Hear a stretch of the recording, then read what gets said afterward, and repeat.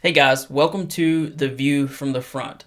My name is Stan, and I hope you're doing well from wherever you are joining us from. I'm really honored that you're spending a little time with me listening to the show today. Not only means a lot to me personally, but it also means a lot to me because I know that anyone listening to this show really cares about our country, and so that means a lot to me. We have a lot to cover in tonight's episode. I can't wait to get into it. But first, just in case this is the first time you've ever listened or heard my voice, let me tell you what the show is about. Every week, I try to do three things in every episode. First, I cover defense news and hotspots happening around the world that could affect our country. Secondly, I work to unite the nation and make you feel better and more optimistic about the country's future, because it's probably not as bad as you've been hearing. Finally, at the end of each episode, I share some motivation and inspiration, because as you get older, it is easy to become diminished and pessimistic as you encounter all the hits and setbacks that life throws at you. I want to help you fight back against that. In all honesty, I feel that by the end of the show, you'll be a little better informed about our military and the events happening out there that don't typically make the news. You'll be a little more positive about our country and its future. Finally, you'll be a little stronger emotionally and mentally. That's what my goal is, all while trying to unify our country, because our wide division and animosity toward each other is our country's greatest threat. So if you've been looking for a calmer, more optimistic news source, you've come to the right place. In fact, you may have come to just about the only place. Let's get started.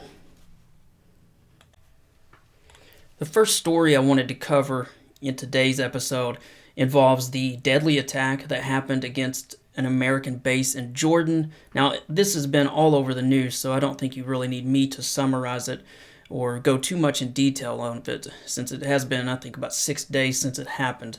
But in case you're completely unaware, one of the reasons that this drone that was used by an Iranian-linked group got through the U.S. air defenses is that there was an American drone operating in the area at the time. And so some of the U.S. soldiers who were helping to defend the base with some of the anti-aircraft assets were confused. And so, unfortunately, an Iranian drone got through, hit a sleeping quarters, and 3 Americans were killed, 30 plus wounded. Now, since all that has happened, President Joe Biden has said, as of today, I'm recording this on Wednesday, that he has made a decision on how America will respond to that attack.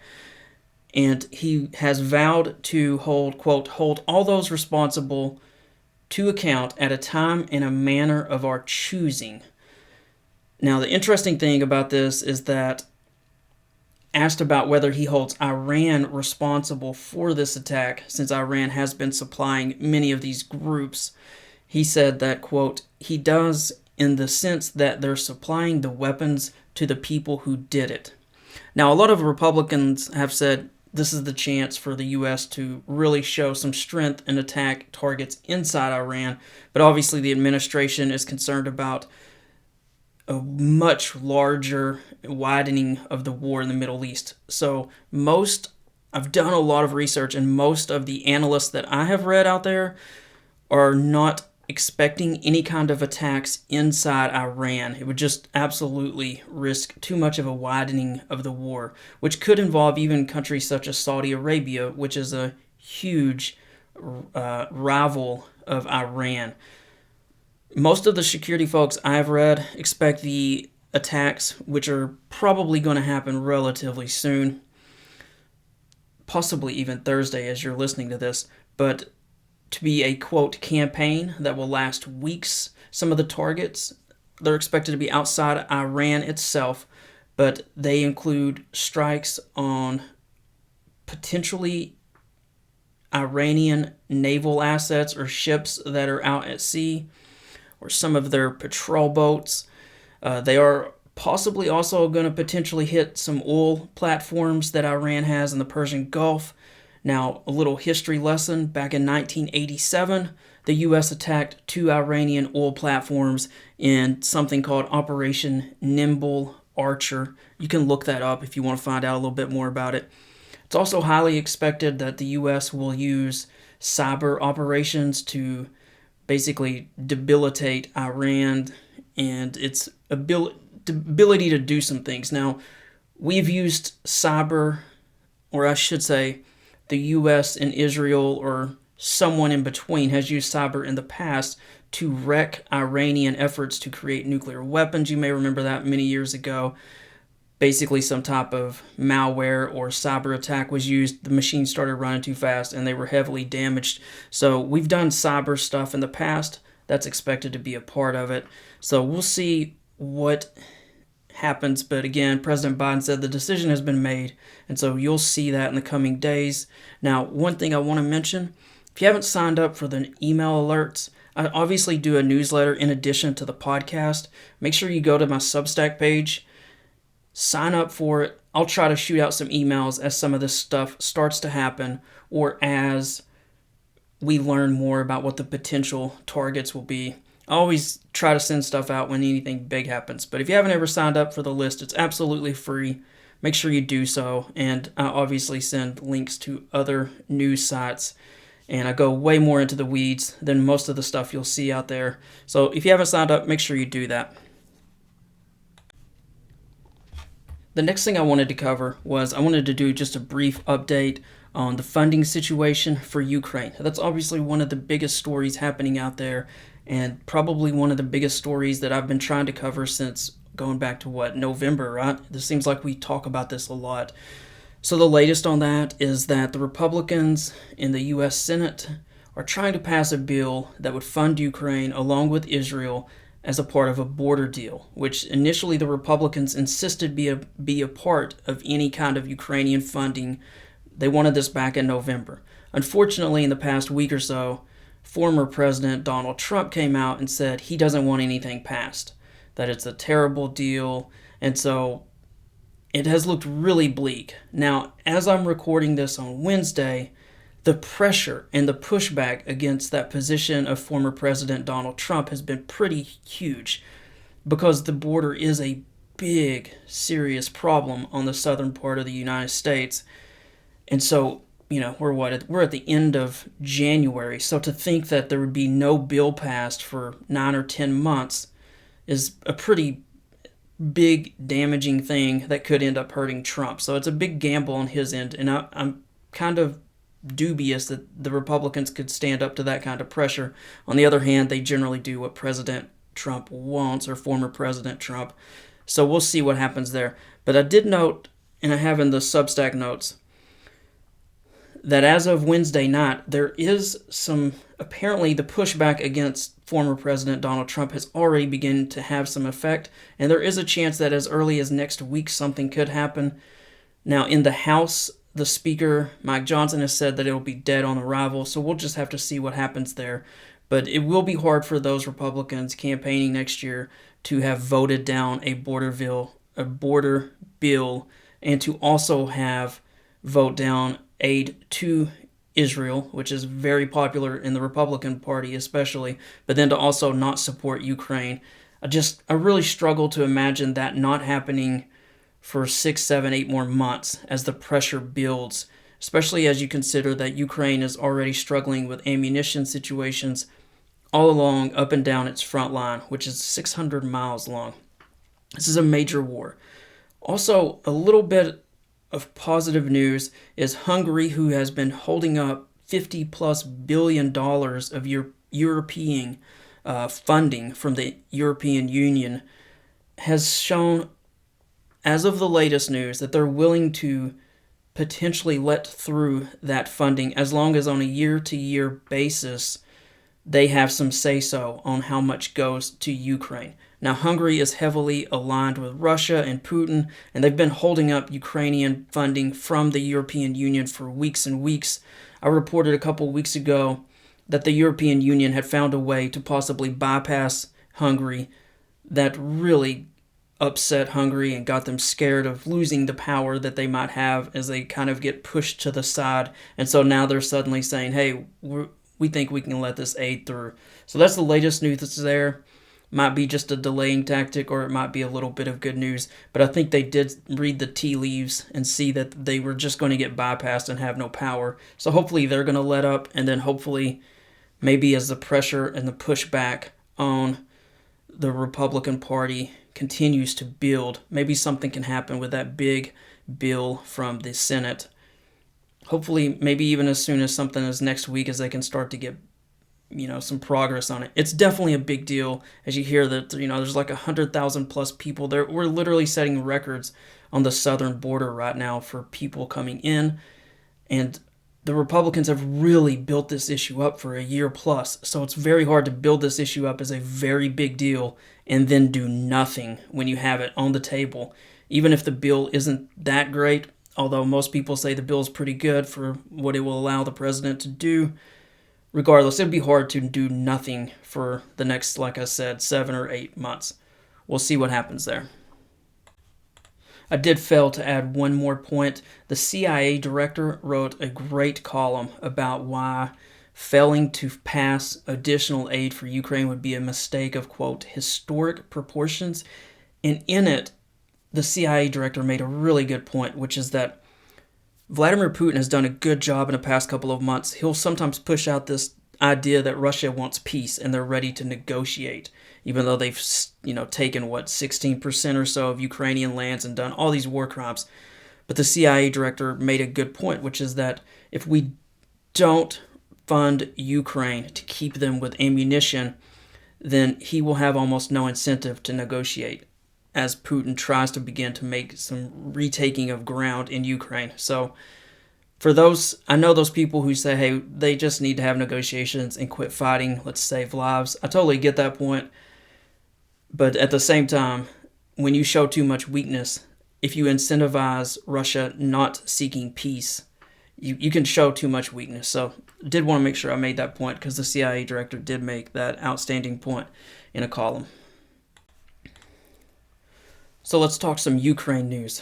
One of the biggest stories this week, and there's a couple of big ones, but the first one I want to get to is the president of Ukraine, Zelensky, has announced that he wants to dismiss the head of the army, the top military commander.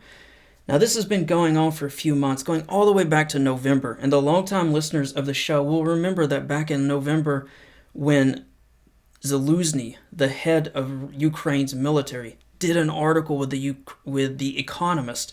I went into a lot of detail about that because he really laid out some shocking statements in that the war wasn't going well. And this is when there was a lot of talk about the counteroffensive, and he started using the word stalemate. And I said back then, holy cow, will Zelensky, who was blindsided by this article, will he fire Zaluzhny? Even though Zaluzhny is very popular in Ukraine.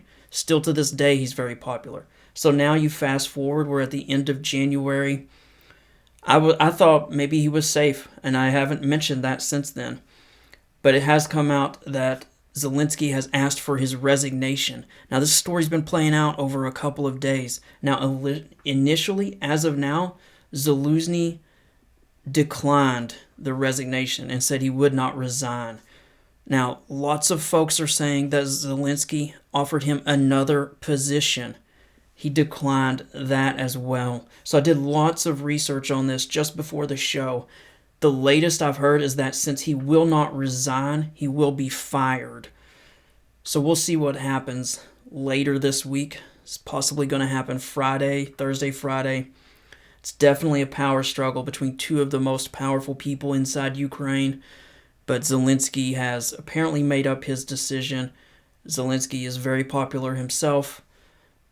It seems like it would have been a good move by him to offer another position. That's something I probably wouldn't even have thought of. But I guess Zaluzhny has turned that down. So we'll see what happens. But that is a big, big decision. And I knew it was big back in November. I guess I thought they had mostly patched up. But it has come to a head, and so probably by the next time that we talk next week, Zaluzhny will no longer be the head of the Ukrainian military. I want to mention one other big thing about Ukraine news. This was an exclusive article from the Washington Post. And I just want to let me just read part of this. I'm just going to read a couple of lines if you'll be patient. Still hurting from last year's failed counteroffensive in Ukraine, the Biden administration is putting together a new strategy that will de-emphasize winning back territory and focus instead on helping Ukraine fend off new Russian advances while moving toward a long-term goal of strengthening its fighting force and economy.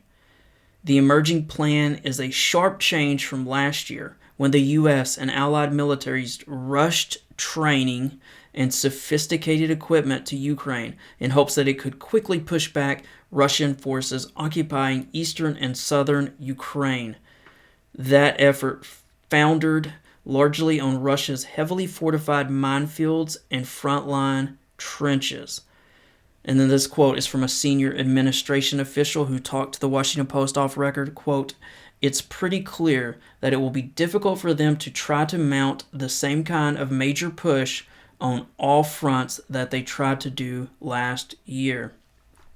So this is obviously pretty big news because everyone who's in support of Ukraine had hoped that Ukraine could have a successful counteroffensive this last year and then possibly prepare for one into the spring of 2024. Unfortunately, they've been dealing with limited ammo, lots of funding uncertainty because the United States, one of the largest suppliers of Ukraine, has not been able to get anything through Congress since the end of November or December. Now, the European Union has actually surpassed the United States, so it's not like it's just the U.S., but they've been stalled a bit by Hungary, so Putin has been very optimistic about his possibilities in Ukraine. And so at this point, it's just interesting that this article came out because I think it's just a reality.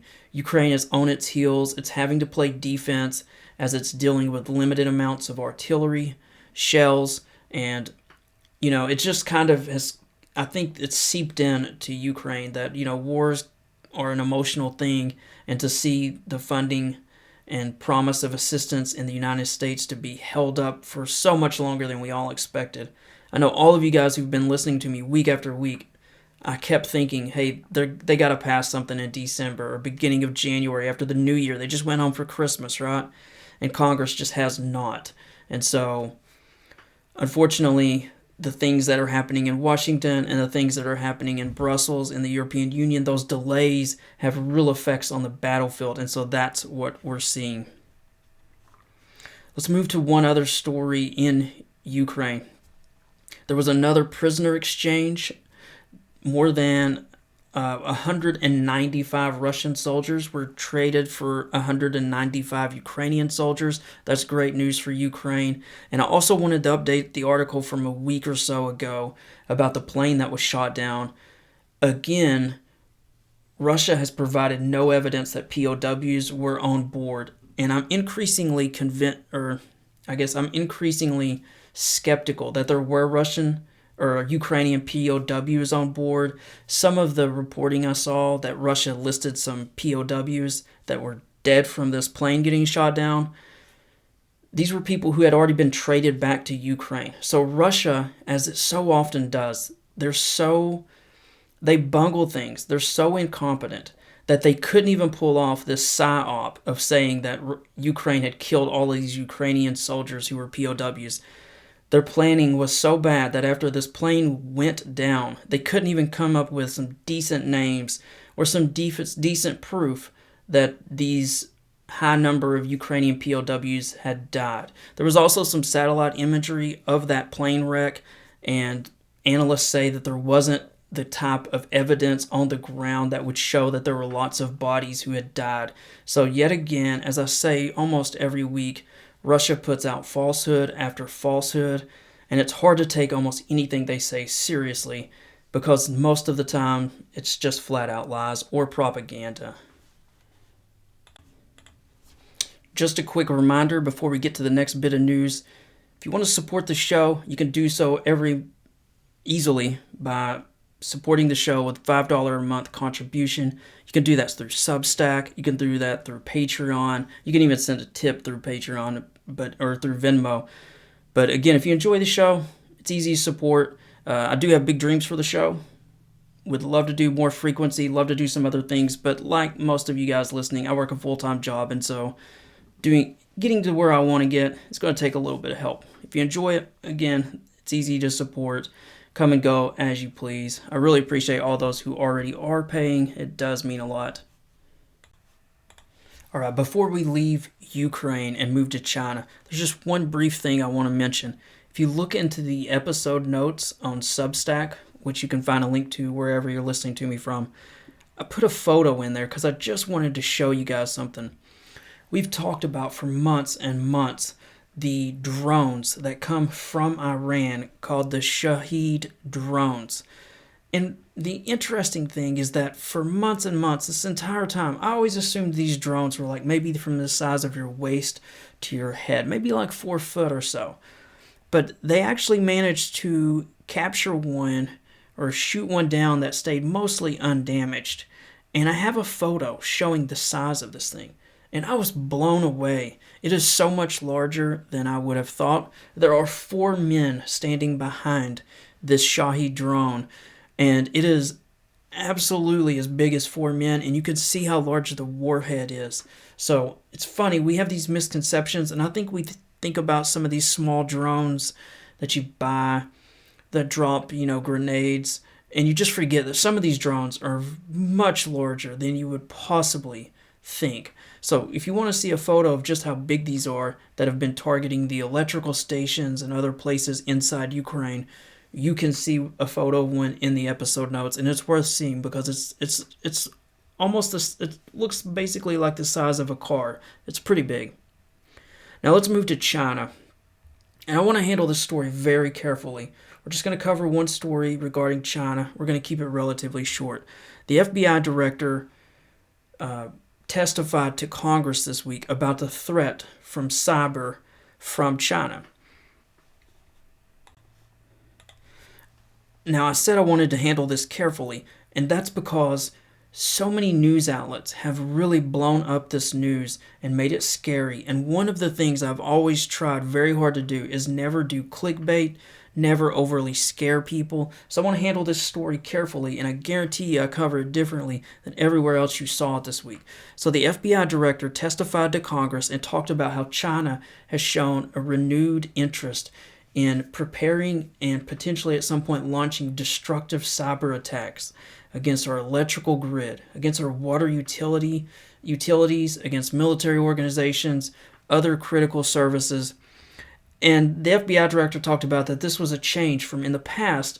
China has mainly focused on stealing state secrets and on espionage, but now they're planning on ways that they could hurt us if we ever try to intervene in Taiwan.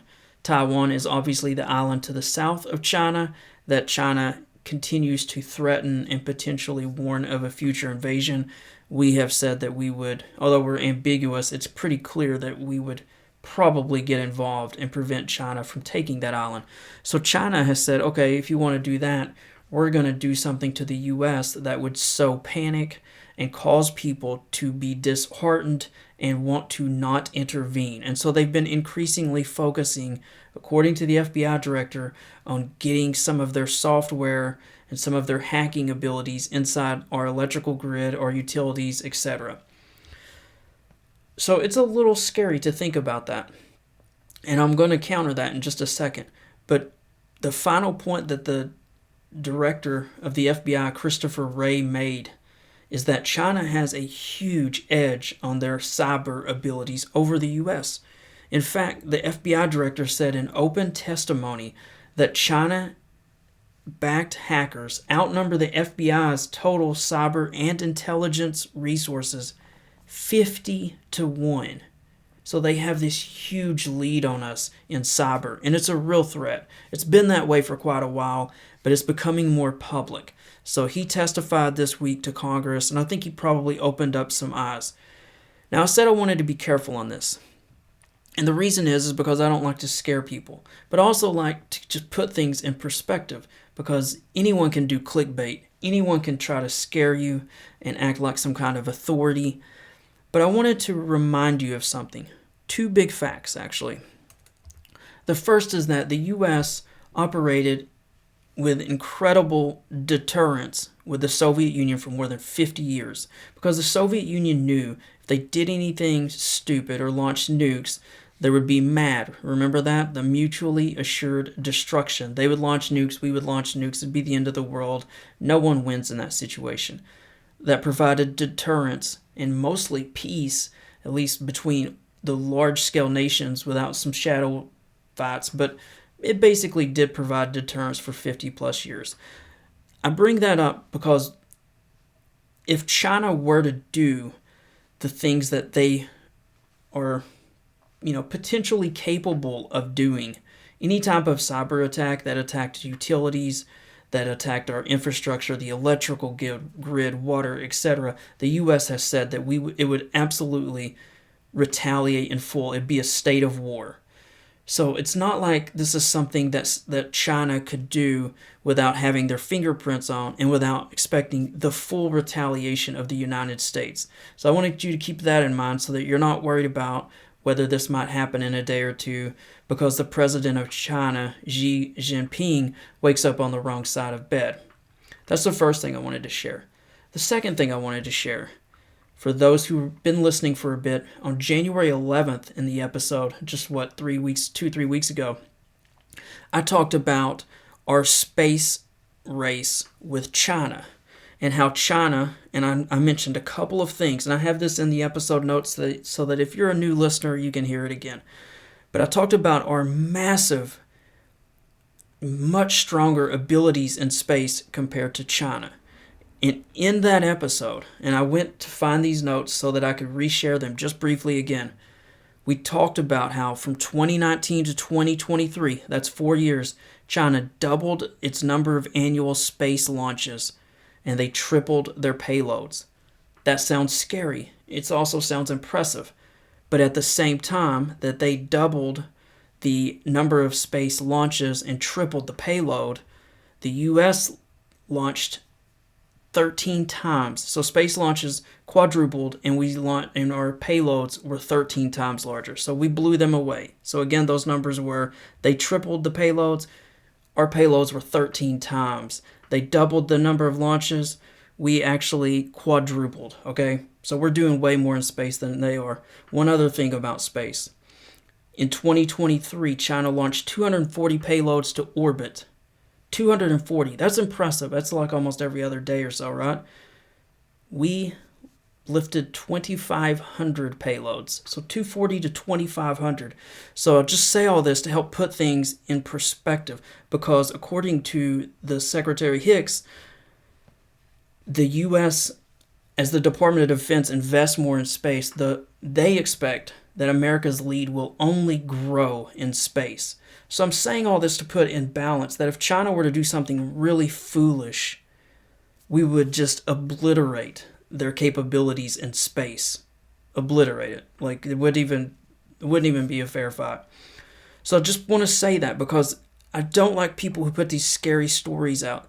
The reality is that China is a very dangerous country and America is a very lethal country.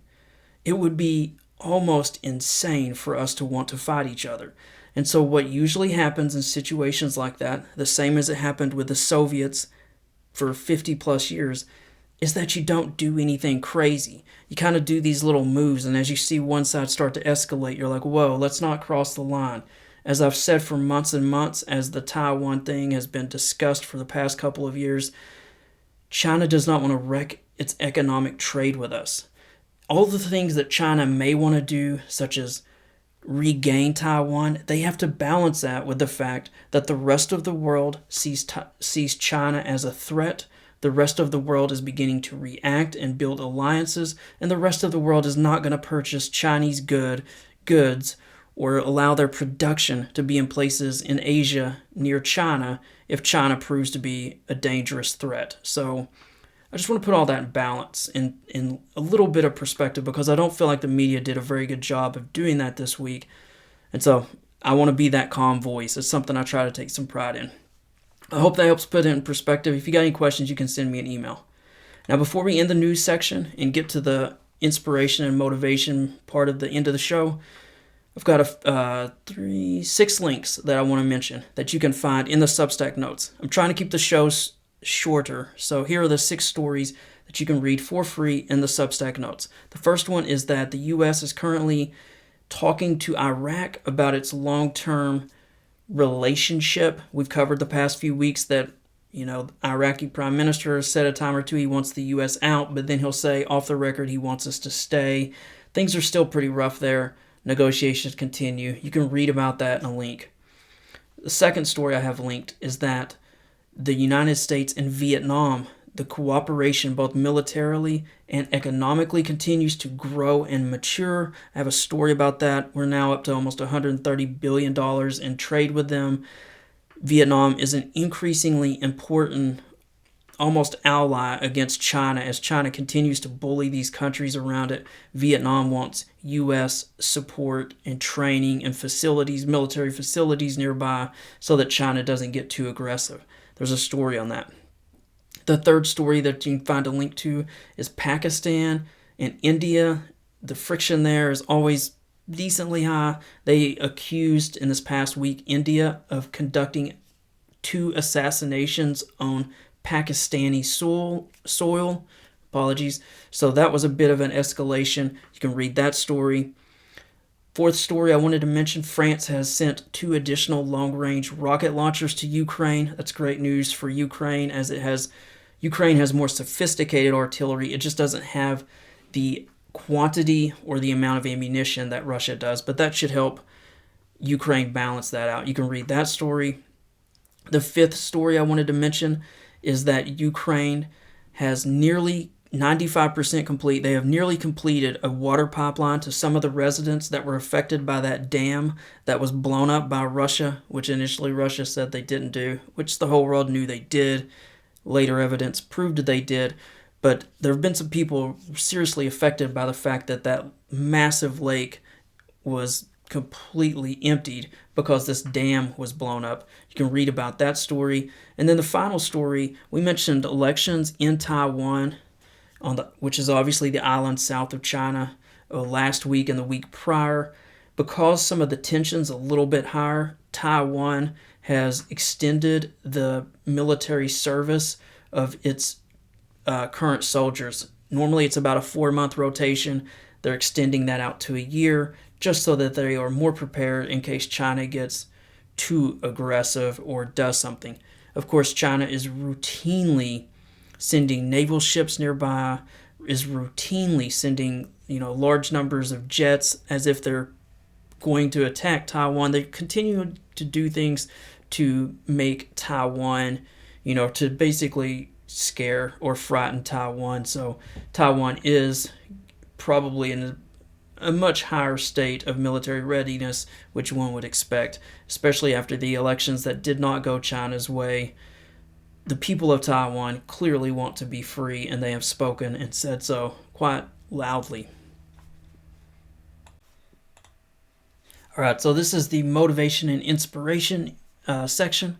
I share these each week because I think all of us could use a few words of encouragement. We all influence those around us. So let's up our game for our kids, for our spouse, our friends, our coworkers. Let's be real. The inches matter, and small amounts of progress pile up over time. So this is our chance to get just a little bit more encouraged, a little bit more on fire. So I hope some of these that I read help you. Let me get to the first one here. All right, here's the quote. A year ago, I wasn't who I am today. A year from now, I aspire to be even better. Personal growth takes time, but all great things do. So I've learned to stay patient. That's a good one. The next one's from Confucius. Quote, it does not matter how slowly you go, so long as you do not stop. That's another good one. Next one, believe that you are worthy of making your dreams come true. We all beat ourselves up too much, don't we? Here's another one on patience. Once the bamboo seed is planted, the farmer waters it every day. He does that for 4 years before the tree even breaks ground. 4 years. When it finally does, it grows 60 feet in 90 days. Remember, good things take time to take root, but when they do, it's good, isn't it? Here's the next one. Success is 1% idea, 99% doing. It's good to remember, isn't it? 1% idea, 99% doing. Quit overthinking it. Get out there and do it. Next one. All children are artists. The problem is how to remain an artist once you grow up. That was a quote from Picasso. Here's the next one. Work on yourself daily and watch your life change. Again, work on yourself daily and watch your life change. So many of us, we know we should exercise, we know we should eat better, we should do better with money, but we forget that you have to work on your mind and your emotions. We can work on those. You can get stronger. You can get emotionally more healthy, and you should. All right, here's the next one. This is just such a great one, especially for those people out there who overplan. I know all of us have a tendency to do that. The quote is, go as far as you can see. When you get there, you'll be able to see further. Isn't that great? Go as far as you can see. When you get there, you will be able to see further. Now, I always like to end with 2 from the Bible, just because that book has been such a source of strength and wisdom and calm for me this past year, as I obviously went through the cancer treatments with my mom, and then she unfortunately passed. So I do like to share a couple from the Bible. Now, this first one's from Hebrews chapter 10, verses 23 and 24. Let us hold unswervingly, what a word. Let us hold unswervingly to the hope we profess, for he who promised is faithful. And let us consider how we may spur one another on toward love and good deeds. How can you not agree with that?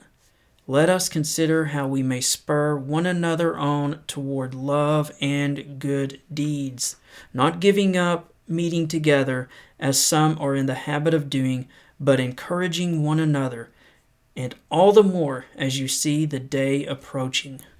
So that again was from Hebrews chapter 10, verses 23 and 24. Now this next one is from the book of James chapter 4, verse 8. Come near to God, and he will come near to you. Wash your hands, you sinners, and purify your hearts, you double-minded. So again, come near to God, and he will come near to you. I always like to end with this one.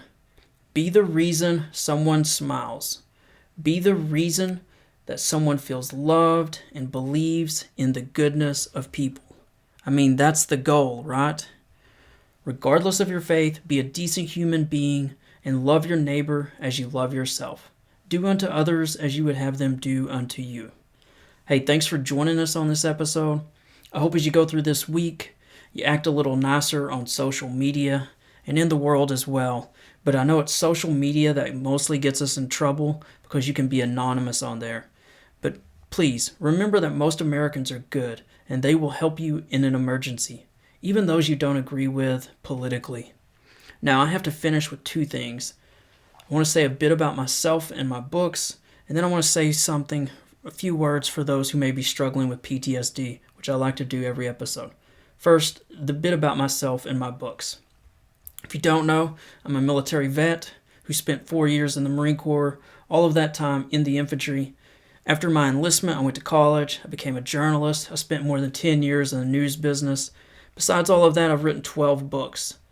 Those books include a series about a Marine Corps sniper, several books about a police detective and a private investigator. They're both veterans as well. One's a Marine Force Recon guy, one's an Army Ranger.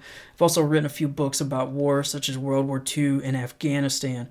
You can find all of these books on Amazon. Just search my name, Stan R. Mitchell. Make sure you include that R or you can find the links in the Substack notes. I've been very fortunate, guys. I've sold 70,000 copies to date, and that is largely because of people like you all, because they are independently self-published. There's no big publisher pushing me. This is just people like you guys spreading the word. So I really do appreciate that, especially if you're one of those who have either bought a book or told someone about them. Now I like to end every episode by talking about PTSD or suicide with veterans. Veterans are 57% higher risk of suicide than those who never served. But this isn't just for veterans. We all can get in some low spots in our life. I just want to remind you, I want to challenge you to think about the fact that if you are in that spot, it's just a season. It's a valley. We all go through them. If you're having serious issues, you can call 988-SELECT-1, whether you're a vet or a civilian, 988-SELECT-1, or you can text 838-255.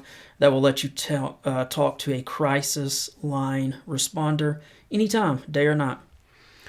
Now, I know most of you probably won't do that. It's hard to reach out for help, and that's why so many of us don't.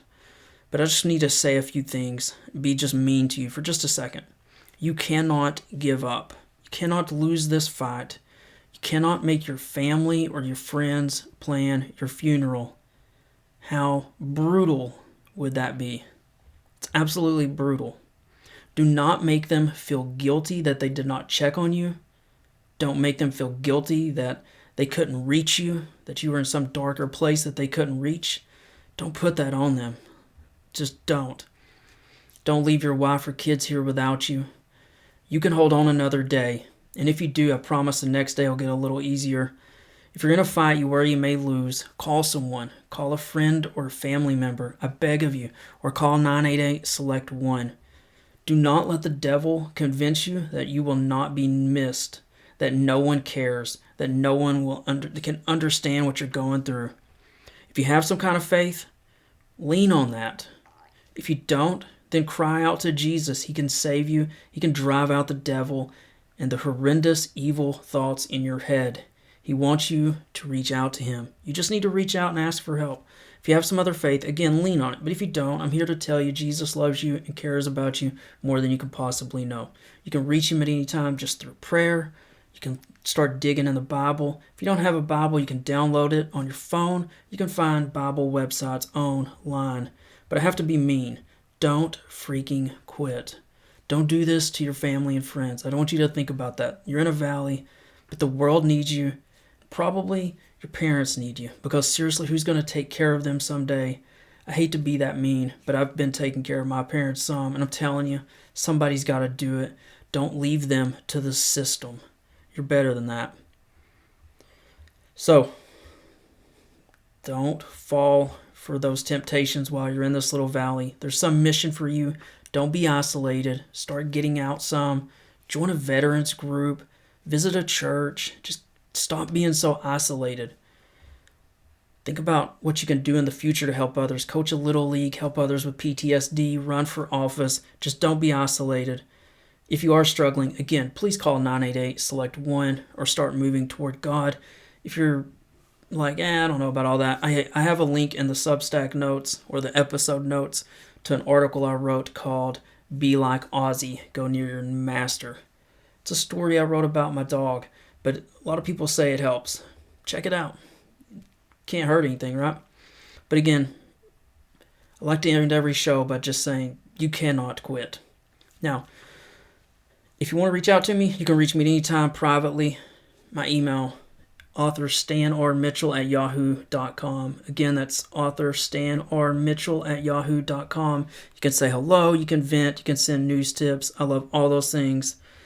If you like the way I look at things, I do put out a political newsletter that's moderate and optimistic.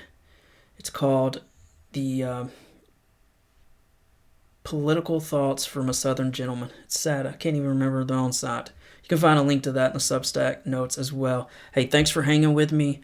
It's truly an honor to hang out with you guys each week and to know that there's a few of you out there who are listening, who care about our country. It gives me great optimism and faith about our country's future. I love you all. But never forget that God loves you more. I'll catch you next week. You have been listening to The View from the Front. My name is Stan, and I am out.